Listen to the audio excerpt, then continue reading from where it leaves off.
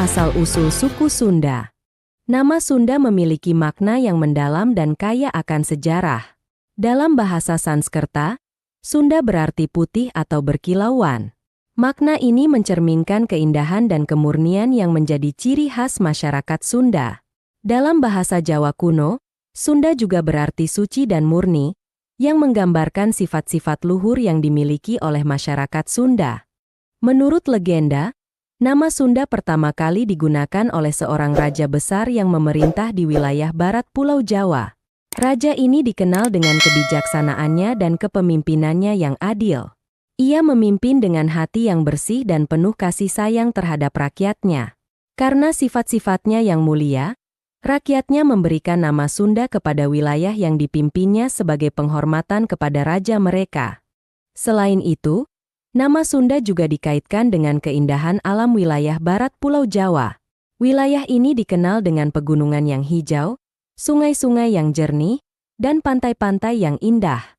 Keindahan alam ini membuat wilayah Sunda menjadi tempat yang berkilauan dan mempesona, sesuai dengan makna nama Sunda itu sendiri. Masyarakat Sunda dikenal dengan sifat optimis, ramah, sopan, dan bersahaja. Mereka selalu menjaga hubungan baik dengan sesama dan menghormati alam sekitar. Sifat-sifat ini tercermin dalam berbagai tradisi dan budaya yang mereka miliki. Misalnya, dalam upacara pernikahan, masyarakat Sunda selalu menekankan pentingnya kesucian dan kemurnian hati dalam membangun rumah tangga yang harmonis. Nama Sunda juga memiliki makna spiritual yang mendalam. Dalam kepercayaan Sunda Wiwitan, nama ini melambangkan keseimbangan antara manusia, alam, dan Sang Pencipta. Kepercayaan ini mengajarkan bahwa manusia harus hidup dengan hati yang bersih dan menjaga hubungan harmonis dengan alam sekitar.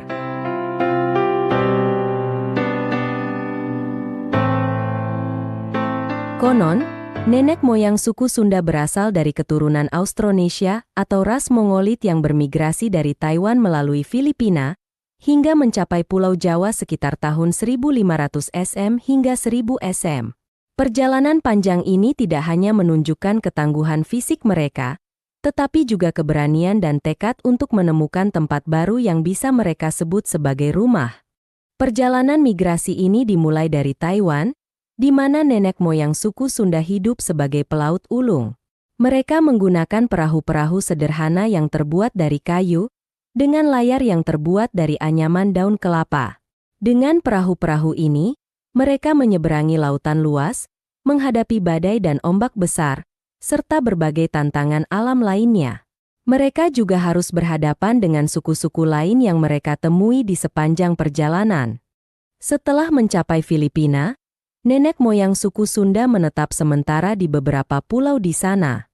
Mereka belajar beradaptasi dengan lingkungan baru, memanfaatkan sumber daya alam yang ada, dan membangun komunitas yang kuat. Namun, keinginan untuk menemukan tempat yang lebih baik terus mendorong mereka untuk melanjutkan perjalanan. Akhirnya, mereka mencapai Pulau Jawa, sebuah pulau yang kaya akan sumber daya alam dan memiliki iklim yang lebih bersahabat. Mereka menetap di wilayah barat Pulau Jawa yang kini dikenal sebagai Jawa Barat dan Banten. Di sini, mereka menemukan tanah yang subur, sungai-sungai yang jernih, dan hutan-hutan yang lebat. Semua ini memberikan mereka kesempatan untuk membangun kehidupan yang lebih baik. Proses penyebaran nenek moyang suku Sunda di Pulau Jawa tidak terjadi dalam semalam. Mereka harus beradaptasi dengan lingkungan baru, belajar bercocok tanam, berburu, dan memancing. Mereka juga harus membangun rumah-rumah sederhana dari bahan-bahan alami yang ada di sekitar mereka. Selain itu, mereka harus belajar hidup berdampingan dengan suku-suku lain yang sudah lebih dulu menetap di Pulau Jawa. Selama proses penyebaran ini, nenek moyang suku Sunda juga mengembangkan sistem sosial dan budaya yang kuat. Mereka membentuk komunitas-komunitas kecil yang saling mendukung dan bekerja sama. Mereka juga mengembangkan tradisi-tradisi dan adat istiadat yang menjadi ciri khas masyarakat Sunda hingga saat ini.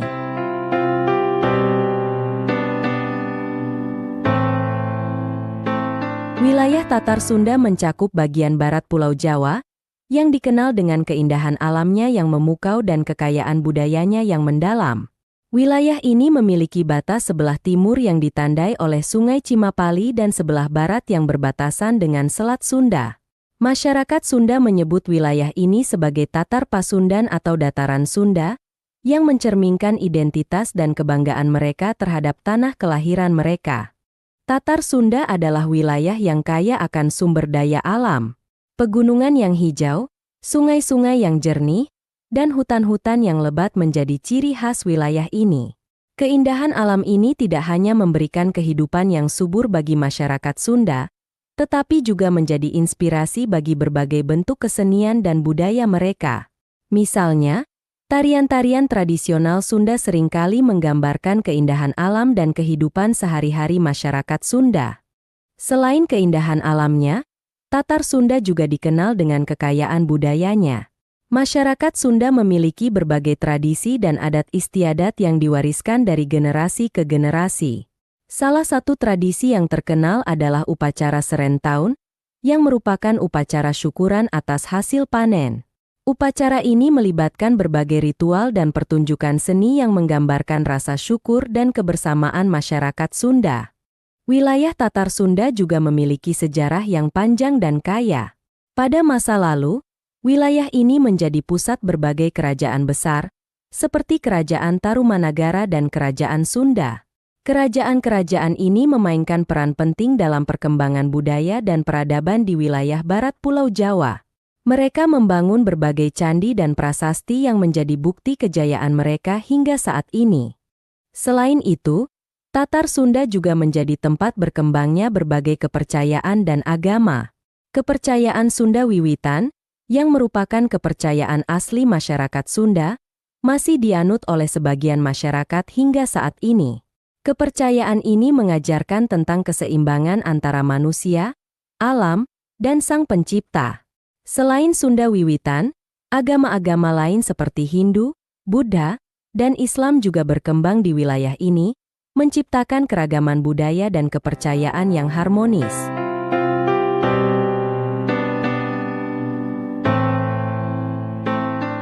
Bahasa Sunda adalah salah satu bahasa daerah yang kaya akan sejarah dan budaya di Indonesia. Bahasa ini digunakan oleh masyarakat Sunda dalam kehidupan sehari-hari dan menjadi bagian penting dari identitas mereka. Bahasa Sunda memiliki beberapa dialek yang berbeda, tergantung pada wilayah geografisnya, seperti dialek Banten, Priangan, dan Cirebon.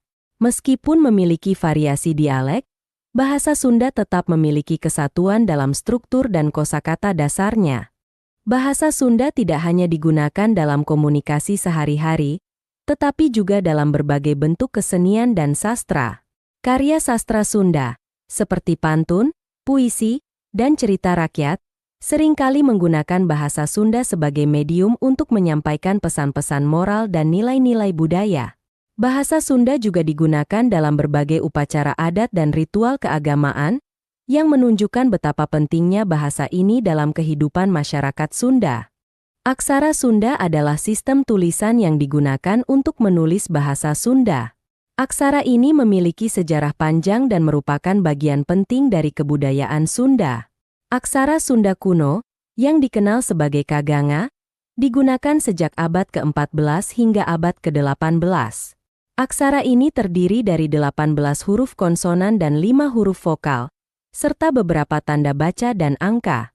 Aksara Sunda kuno digunakan untuk menulis berbagai naskah kuno, seperti prasasti, lontar, dan manuskrip. Pada abad ke-19, aksara Sunda mengalami perubahan dan pengembangan menjadi aksara Sunda modern.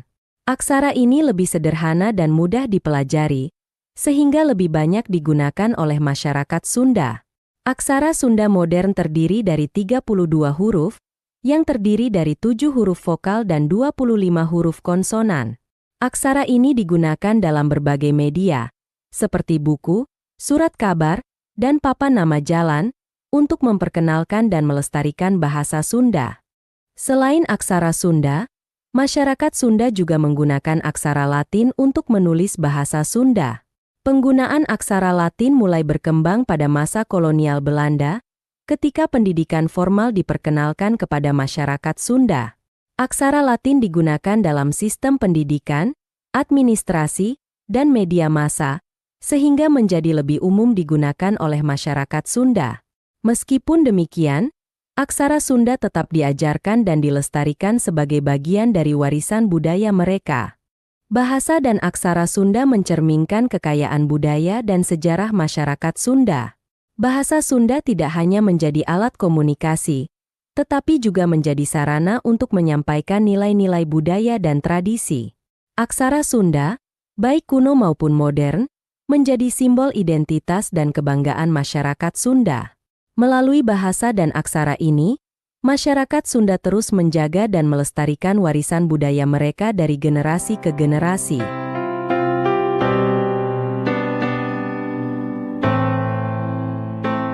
Sunda Wiwitan adalah kepercayaan asli masyarakat Sunda yang telah ada sejak zaman dahulu kala. Kepercayaan ini mengajarkan tentang keseimbangan antara manusia, alam, dan Sang Pencipta. Sunda Wiwitan bukan hanya sekadar agama, tetapi juga merupakan filosofi hidup yang mencerminkan nilai-nilai luhur dan kearifan lokal masyarakat Sunda. Dalam Sunda Wiwitan, alam dianggap sebagai bagian integral dari kehidupan manusia. Masyarakat Sunda percaya bahwa alam memiliki roh dan kekuatan yang harus dihormati dan dijaga. Oleh karena itu, mereka selalu berusaha untuk hidup selaras dengan alam dan menjaga kelestariannya. Misalnya, dalam kegiatan bercocok tanam, mereka selalu memperhatikan siklus alam dan menggunakan metode yang ramah lingkungan. Sunda Wiwitan juga mengajarkan tentang pentingnya menjaga hubungan harmonis dengan sesama manusia. Masyarakat Sunda selalu menekankan nilai-nilai seperti gotong royong, kebersamaan, dan saling menghormati. Nilai-nilai ini tercermin dalam berbagai tradisi dan adat istiadat mereka, seperti upacara Serentahun, yang merupakan upacara syukuran atas hasil panen. Upacara ini melibatkan berbagai ritual dan pertunjukan seni yang menggambarkan rasa syukur dan kebersamaan masyarakat Sunda. Salah satu aspek penting dalam Sunda Wiwitan adalah konsep Tritangtu Dibuana, yang berarti 3 prinsip utama dalam kehidupan. Prinsip pertama adalah ratu yang melambangkan kepemimpinan dan kebijaksanaan. Prinsip kedua adalah resi yang melambangkan spiritualitas dan kebijaksanaan. Prinsip ketiga adalah Rama yang melambangkan keluarga dan kebersamaan. Ketiga prinsip ini menjadi panduan dalam kehidupan sehari-hari masyarakat Sunda, mencerminkan keseimbangan antara kepemimpinan, spiritualitas, dan kebersamaan. Selain itu, Sunda Wiwitan juga memiliki berbagai ritual dan upacara yang dilakukan untuk menjaga keseimbangan antara manusia, alam, dan Sang Pencipta. Salah satu ritual yang terkenal adalah upacara Ngaseuk, yaitu upacara menanam padi yang dilakukan pada awal musim tanam. Upacara ini melibatkan berbagai tahapan, seperti pemilihan benih, penanaman, dan doa-doa yang dipanjatkan kepada Dewi Sri, Dewi Padi dalam kepercayaan Sunda. Upacara ini mencerminkan rasa syukur dan harapan akan hasil panen yang melimpah. Kepercayaan Sunda Wiwitan juga mengajarkan tentang pentingnya menjaga kesucian dan kemurnian hati. Masyarakat Sunda selalu berusaha untuk hidup dengan hati yang bersih dan menjauhi perbuatan yang merugikan orang lain. Nilai-nilai ini tercermin dalam berbagai ajaran dan nasihat yang diwariskan dari generasi ke generasi, seperti pepatah Sunda yang berbunyi silih asih, silih asah, silih asuh, yang berarti saling mengasihi, saling mengajarkan, dan saling melindungi. Secara keseluruhan, Sunda Wiwitan adalah kepercayaan yang kaya akan nilai-nilai luhur dan kearifan lokal. Kepercayaan ini tidak hanya menjadi panduan dalam kehidupan sehari-hari masyarakat Sunda, tetapi juga menjadi bagian penting dari identitas dan kebudayaan mereka.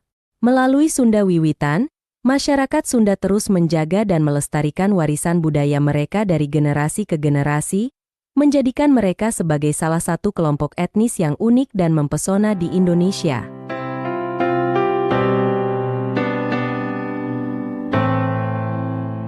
Pada masa kolonial, masyarakat Sunda mengalami berbagai perubahan yang signifikan akibat pengaruh penjajah Portugis dan Belanda. Meskipun demikian, Mereka berhasil mempertahankan identitas budaya dan tradisi mereka, menunjukkan ketangguhan dan keteguhan hati dalam menghadapi tantangan.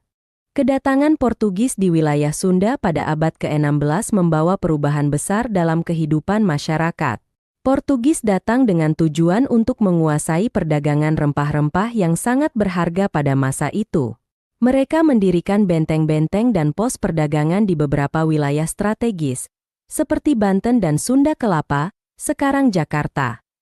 Kehadiran Portugis membawa pengaruh dalam berbagai aspek kehidupan, termasuk ekonomi, sosial, dan budaya.